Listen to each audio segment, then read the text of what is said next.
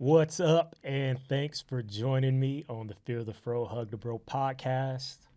By the way, also known at one point as Chocolate Rocket Mondays, but we ain't gonna be doing this every Monday. Well, I should say I'm not gonna be producing them and putting them out every Monday. So I had to kind of play around with something. But people used to call me Fear the Fro all the time, and we're gonna just go ahead and roll with that one. So Fear the Fro, Hug the Bro podcast. This is episode number 1, and I'm really excited about this one. For those of you who don't know me, my name is Rasan from Compton, California. Found the sport of cycling at 11 years old as actually a form of punishment, believe it or not. Yeah. And the elevator pitch, little did I know it was gonna, change my life forever. The I could go a little deeper. Maybe that's another episode of how I really found it and what caused me to come across the teacher who introduced me to it, the whole 9 yards. But at 13 years old, I started competing at a national level. Won my first national medal at my very first national bike race, which was at the Velodrome in Kenosha, Wisconsin. And literally from that day, I was hooked. Not only was I hooked on cycling, I actually met one of my really good friends, Steven Salazar. We're friends till today. That was 94. It's been so long. I can't remember now. It's been a long time. And I think it was 94. But yeah, I've been in the sport for well over 2 decades. Raced a bunch of races, pretty much all across the U.S.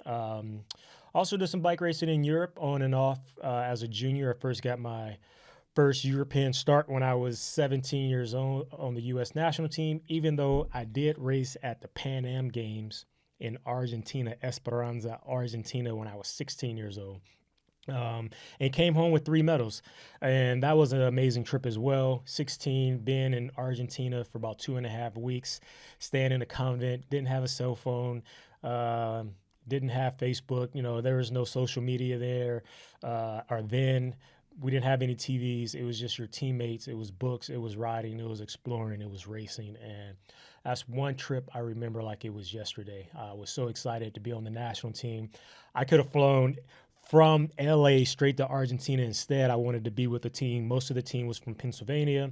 They raced the track down in T-Town.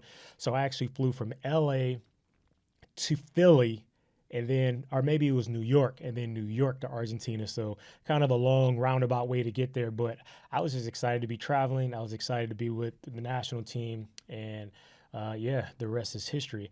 Now, one thing I would say, out of the 6 or 7 racers in the Pan Am road race, only 2 of us actually finished that race. I was one, and a kid named Nathan Tretto was the other. That was a big moment for me because there was some really good powerhouse hitters on the team back then, and yeah, I just toughed it out. It was a crazy road race. I believe I was like 9th or something like that, but the rest is history. So we're going to just get into this podcast. And, I threw out some questions a couple days ago. I thought it would be great if I can get just the community to chime in. We just had the All Clubs Gala last week in Carson. 4th year black tie event. Had a little twist on it this year. People could wear sneaks, which I thought was a big hit because it was held at the Velodrome. It's not that easy to walk down into the Velodrome. And so the concept was like, man, just throw on some sneaks. You're in a really nice place. You could throw on a nice suit, or the women nice gowns, but throw on some fly shoes. Some people took that up. I actually wore dress shoes and then threw on some J's later that night. But the reason I even got the idea was because of the gala. We had 4 days of riding, and on one particular day, just observing riders, new riders, older riders, and I'm guilty myself of doing things that are not conducive sometimes to a group as a whole, right? So you have to take your step back and like, it doesn't matter how long you've been riding a bike, you're always learning. And I did a training ride this morning down by Los Angeles International Airport. And, I haven't been out there in maybe about 6 months. and I'm constantly learning something every lap about myself. Sometimes you go to these rides, you may be G'd up for it, but the legs suck. Do you quit, or do you figure out how to use certain gears, how to ride somewhere in the pack where you're not using as much energy, you're saving energy, you're not pushing a big gear or a small gear. It's so many variables, right, that you have to figure out when you're not feeling well. And that was one of the things I had to do this morning. It's an early morning, and I woke up at 4:30 a.m., started having my coffee around 5, and I was out the door by 6. And so, it's a early start to be going so fast. We're pulling laps doing 30 plus miles an hour, going towards the ocean, going west, and with a headwind going east, still doing like 28, 29. So it wasn't easy, but I did it. And I'm happy to get out. Thanks to my daughter for taking my youngest daughter to school. So let's hop right in. So the first question I have, and I'm not going to say any names, I'll just kind of run through some of the questions that came my way, is what overtraining might look like for various levels of fitness or a racer. I think overtraining is a phrase that's used way too often. I had someone tell me the other day, I think I'm overtrained. And so my follow-up question was, how many hours do you ride a week? He said 8. I said, 8 hours a week, no way in hell you're overtrained. He said, no, I'm overtrained. I said, I don't know. Even if you rode, that's an average of an hour a day, right? Hour, whatever, 10 minutes. Even if you did a threshold ride every single day for an hour for 7 days, you're not going to be overtrained. In fact, I would argue you're probably well primed to do something like a 45-minute, 50 to a 60-minute criterium, or like a time trial or something like that. I think overtraining looks like, one, I think is a couple phases. One, mentally, where you're not mentally ready to get on the bike. Like you're dragging feet. You're like, oh man, I got to do, and you're thinking about the route that you're going to take and the hill that you have to get over, or the crosswind section you have to go through, or whatever it may be. When you're like mentally not in it, I think that has a lot to do with overtraining. And it, like, again, it's not always physical. It's the mental part. You ever get to a phase in your training or your racing and you just can't wait to get on the bike? Like you're looking forward to the next day, no matter how the legs feel, how tired you are, how mentally exhausted you are locked in. I think that's when you know you're not overtrained. Now, on the physical part, if you're going out in rides that you typically do, let's just say you could do this 35-mile ride in 2 hours, and you get on the bike and you could tell within 10 minutes, you're like, man, this feels bad. You haven't done anything different. You got the same sort of nutrition, recovery. You got the same amount of sleep. Things are good at home with your missus, your spouse, whatever it may be. Things are great at your job. No stress there. But you've just like you're slugging. And I would say for someone like my age, 40 plus, racing maybe 20 days, max 30 days a year, somewhere around 9 to 13 hours. I know that's a kind of a big span. You're not going to be overtrained. You're just not. It's just not enough volume for you to be overtrained. So I would say things that you want to look at is, one, the psychological part, to make sure you're locked in. If you're not locked in and you're tired, you're making excuses in your head already, that could be a little bit of overtraining. And that could do a lot with a lot of things going on in life, not necessarily the bike part. So I would pay attention to that. Hopefully that answers your question. So moving along, what's the importance or lack of importance of getting a coach to help you meet your cycling or racing goals? How do you find the right coach for you? That is an excellent question.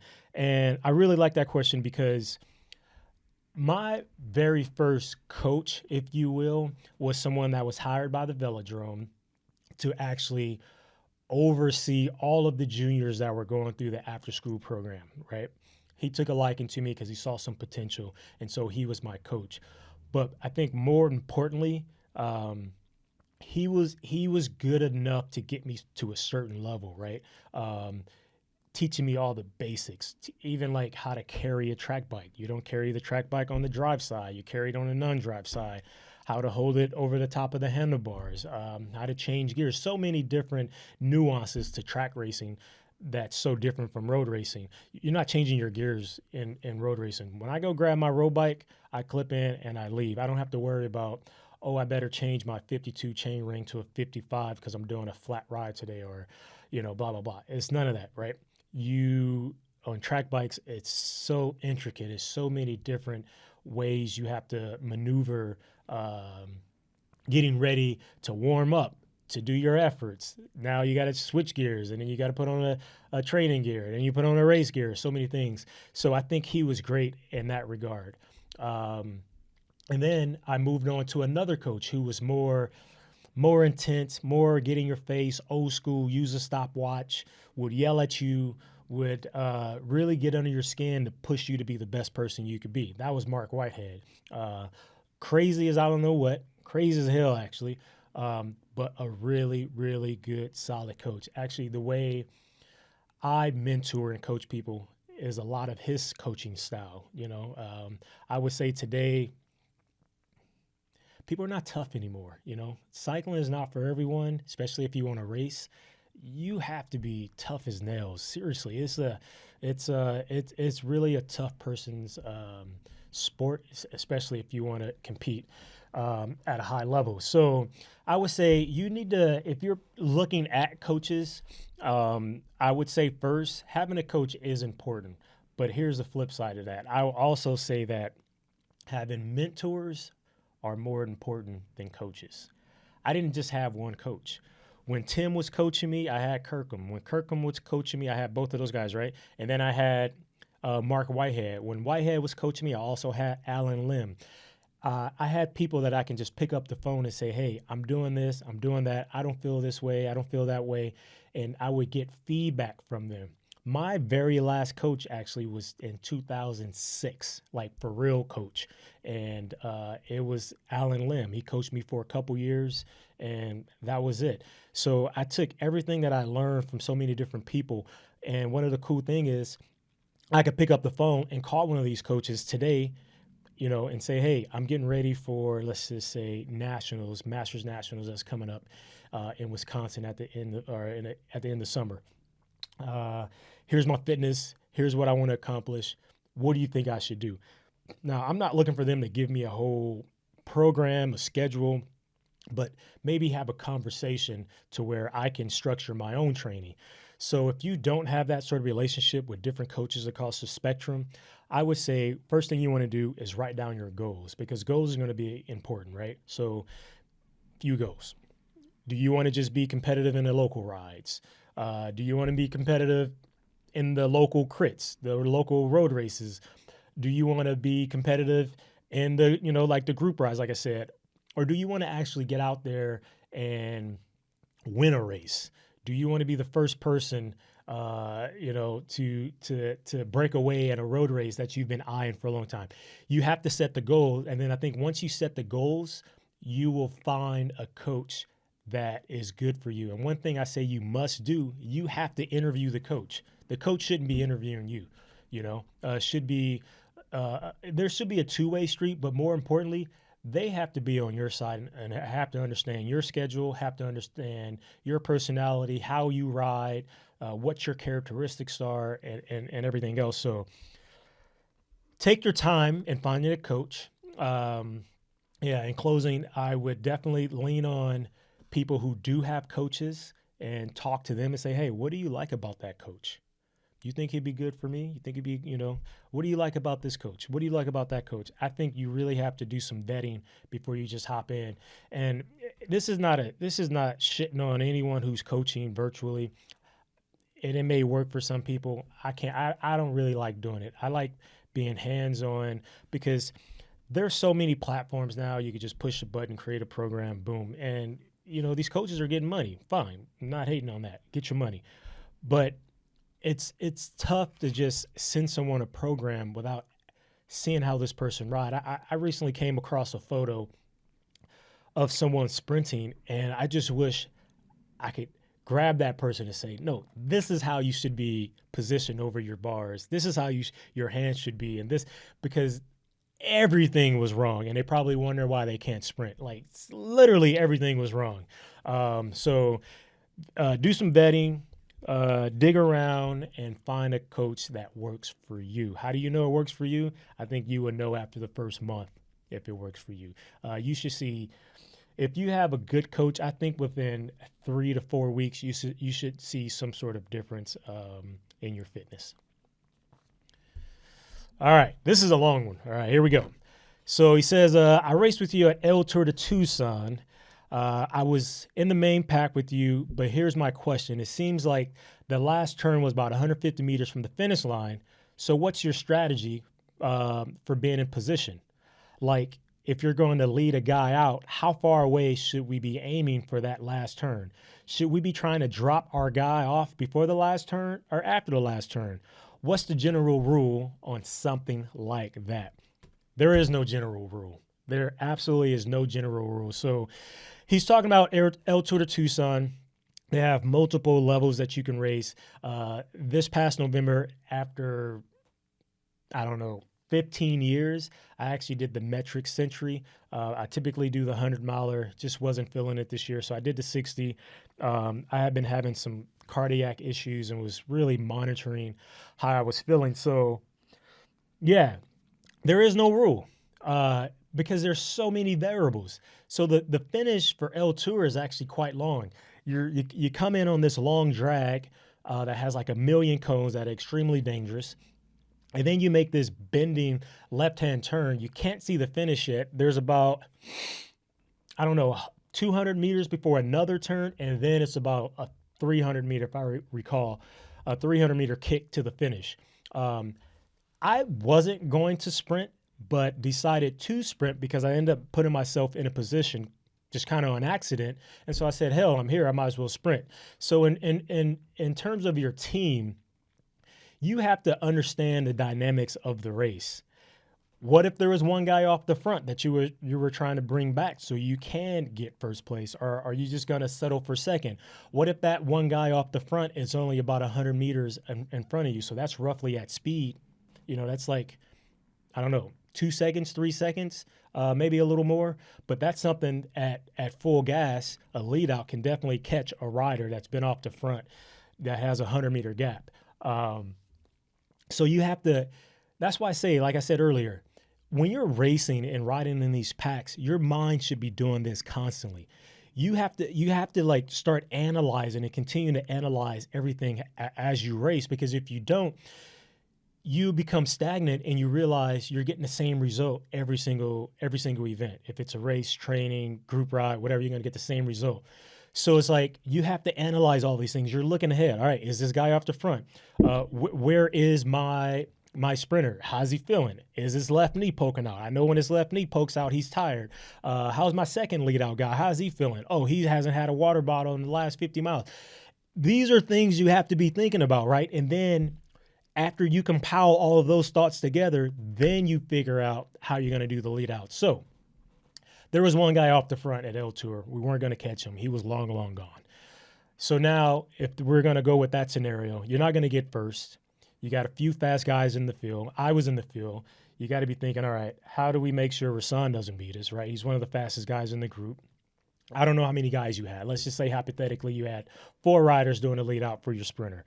So you got one guy he's got to be riding the front through the cones, right? You remember that section. So he's going to be out of the equation with 500 meters to go. So you're going to be down to 2 guys. You have to make sure those 2 guys get your sprinter where your sprinter needs to be.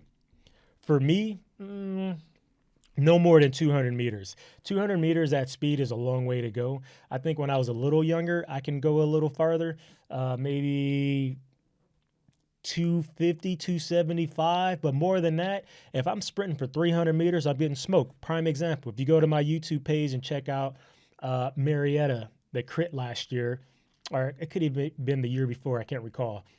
I went way too soon. Marietta's about 350 meters sprint, maybe 4. I went probably around 300. was on the gas going like full noise. And then in the last 50 meters, Sharon Smith passed me, boom, wins the race. I 300 meters is way too far for me, but maybe it's not too far for your teammates. So that's things you have to know. That's when riding together, racing together, doing things together, you understand that. Let's just say your teammate name is Joe. Joe is not good after, 175. We got to get him within 175 and he's got a chance to win. So you have to analyze all of these things in a race and make sure that you understand the dynamics of what's going on in the race. It's not cookie cutter. It's not, all right, line it up, 2K to go, we're on the front. It's not that simple. I know the guys on TV that we watch and love to watch when they're going 60 Ks an hour, dropping guys off at 200 meters to go. That's they do that for a living, and they've been doing it for a very long time. And again, they understand what's going on.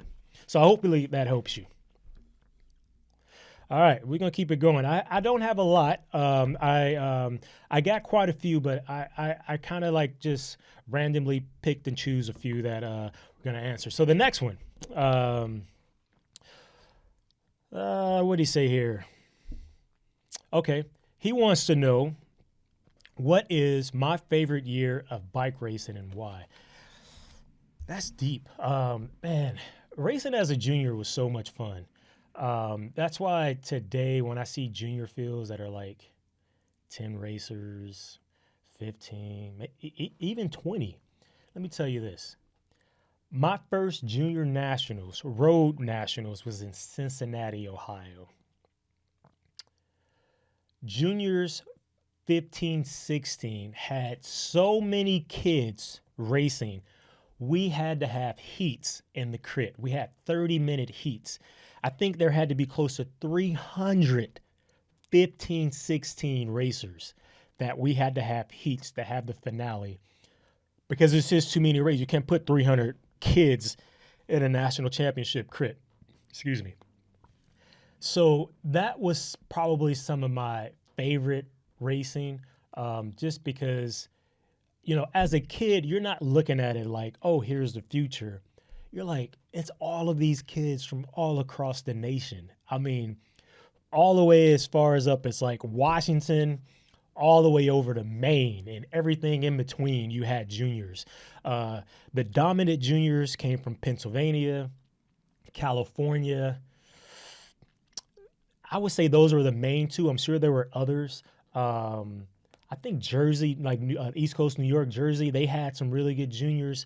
But for the track and for the road, California and Pennsylvania had the toughest juniors. So those, if I can give you two sides, definitely the juniors from like the time I started racing juniors at 13 to the time I was 18.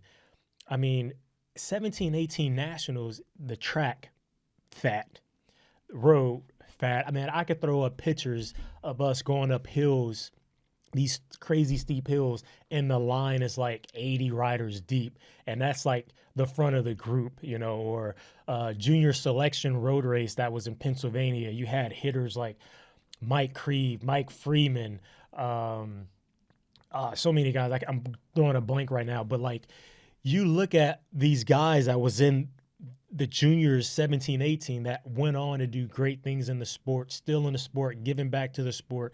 And so, yeah, but fast forwarding, I would say you can't compare anything to the rock racing days. I hardly ever took a civilian aircraft. I mean, as a cyclist, I'm on a PJ with Mike Ball going to every single race. Didn't matter if it was in Texas, New York, we were flying like that. We were very disruptive with our approach with rock racing, and it was a lot of fun. The riders were getting paid, so that's always fun, right? You don't have to worry about your side hustle. I was able to buy a house, those were really good times. So I would say two things. So when I was a junior, and then the rock racing days that lasted for a few years. All right, next up, I got a couple more, and I'm gonna get out of you guys' hair. What is your opinion in chain waxing, and what brand would you suggest? Man, there's a lot of stuff out there. This may be a surprise to you guys, but I don't work on my bike. There's a couple things I can do really well with the bike. I can change a flat. I'm pretty good at putting on handlebar tape and cutting it the right way and making it look pro, right? And the third thing that I'm really good at, because I still race on tubulars, is actually gluing my own tubulars. I love the feeling of racing on tubulars. I love the process of stretching the tires and adding the different layers and letting it cure overnight sometimes. And I've done it overnight. I wouldn't suggest it, but I'll take 3 or 4 days and glue up some tires.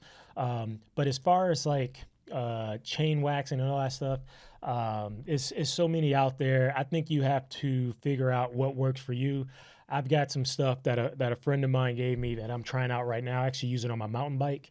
On my road bike, I just go to the shop, man. If my bike's squeaking, it's probably more than a wax fix. So I want to get everything done and fixed up the right way, because I do, even though I'm not pro anymore, I do like my stuff to look pro.